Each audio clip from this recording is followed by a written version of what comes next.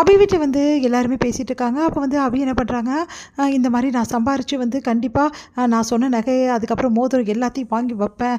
அதுக்கப்புறம் இந்த கல்யாண பேச்சு ஆரம்பிங்க அப்படின்ற மாதிரி சொல்கிறாங்க. அது கேட்டு ராகவ் டென்ஷன் ஆகிறாரு.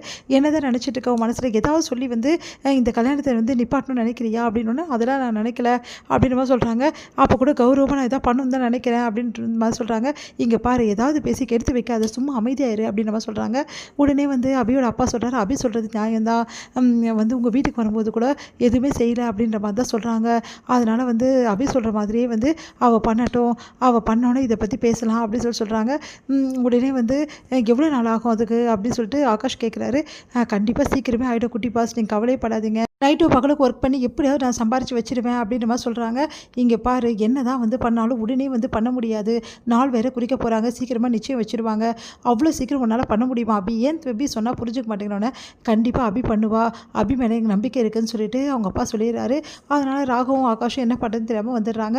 அடுத்து வந்து ஆகாஷ் கிட்டே ராகவ் சொல்கிறாரு, இதெல்லாம் வேலைக்கே ஆகாது, அபி வந்து பண்ணணும்னு நினச்சா கூட அதுக்கு டைம் ஆகும், இவ்வளோ சீக்கிரம் பண்ண முடியாது, இவங்க வேறு நிச்சயத்தை வந்து உடனே வச்சிடுறாங்க, நிச்சயத்தை வேணால் தள்ளி வச்சுக்கலாமா அப்படின்னா, அதெல்லாம் வேணாம், ஏற்கனவே நிறைய குழப்பத்தில் இருக்குது, இல்லை தள்ளி வச்சா பெரிய பிரச்சனை ஆகும்னு சொல்லிட்டு ராகவ் சொல்கிறாரு.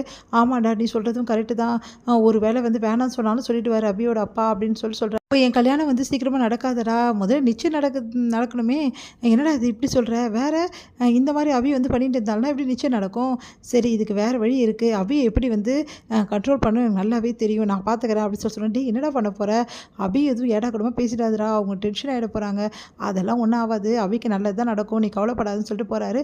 இவன் என்ன பண்ண போகிறான் அப்படின்னு சொல்லிட்டு ஆகாஷ் யோசிக்கிறாரு.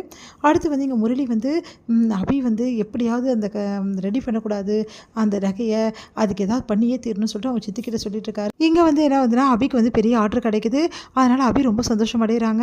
இந்த விஷயத்தை வீட்டில் சொல்கிறாங்க, சீக்கிரமாகவே வந்து நாள் குறிக்க சொல்லுங்கப்பா, ஒன்றும் ப்ராப்ளம் இல்லை, அணுக்கு தேவையான எல்லாம் வாங்கிடலாம் அப்படின்னோடனே, நிஜமாவா, ஆமாம் சீக்கிரமாக இது செஞ்சு கொடுத்துடலாம், நீங்களாம் ஹெல்ப் பண்ணுங்கள் அப்படின்னு சொன்னோன்னே எல்லோரும் ஹெல்ப் பண்ணுறாங்க. அதே மாதிரி அபி ஆர்டர் எடுத்து மும்முரமாக செஞ்சுட்ருக்காங்க. இதை பார்க்குற முரளி வந்து எப்படியாவது அபி ஆர்டரை கெடுத்து விடணும் அப்படின்னு சொல்லிட்டு முயற்சி பண்ணுறாரு. ஆனால் ராகவ் வந்து அந்த ஆர்டரில் நல்ல மாதிரி செய்கிறதுக்காக அபிக்கு வந்து உதவி பண்ணிடுறாரு. அதனால் நல்ல மாதிரி ஆர்டர் செஞ்சதால் அபிக்கு பணமும் கொடுத்துட்றாங்க.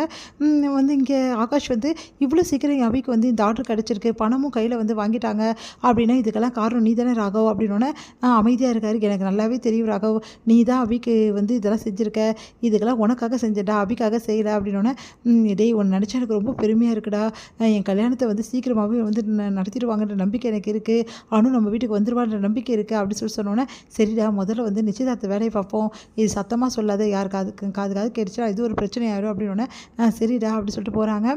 இங்கே வந்து என்ன ஆகுதுன்னா, அபி ரொம்ப சந்தோஷமாக இருக்காங்க, நிச்சயம் நடக்க போகுதுன்னு சொல்லிட்டு எல்லா ஏற்பாடும் அவங்க வீட்டில் வந்து பண்ணிகிட்ருக்காங்க. இங்கே ராகவ் வீட்லேயும் பண்ணிகிட்ருக்காங்க. இங்கே என்ன பண்ணுறாங்க, ஆகாஷோட அம்மா வந்து எப்படியாவது நிச்சயதார்த்தத்தை நிறுத்தணுமே, இப்போ அபி வந்து நகையை ரெடி பண்ணிட்டா, வேறு ஏதாவது கேட்டு தான் நிப்பாட்டணும் அப்படின்னு சொல்லிட்டு முடிவு பண்ணுறாங்க. அடுத்து வந்து எப்படியாவது வந்து அவங்களுக்கு குடும்பத்துக்கு குறைச்சல் கொடுக்கணும் அப்படின்னு சொல்லிட்டு பெரிய மண்டபமாக பார்த்து எனக்கு வைக்கணும் அப்படின்னு சொல்லிட்டு கண்டிஷன் போடுறாங்க. அதை கேட்டு எவ்வளோ பெரிய மண்டபம் எப்படி பார்க்க முடியும், அதுக்கு லட்சக்கணக்கில் பணம் தேவைப்படும் அப்படின்னு சொல்லிட்டு அனுவோட அப்பா யோசிக்கிறாரு. சரி நான் பண்ணுறேன்னு சொல்லிட்டு வாக்கும் கொடுத்துட்றாரு. கண்டிப்பாக அவரால் பண்ண முடியாது, அவருக்கெல்லாம் பணமே இல்லை அப்படின்னு சொல்லிட்டு அப்படின்னு யோசிச்சுட்டு இருக்காங்க. முரளியும் சுந்தரியும் இதோட முடியுது.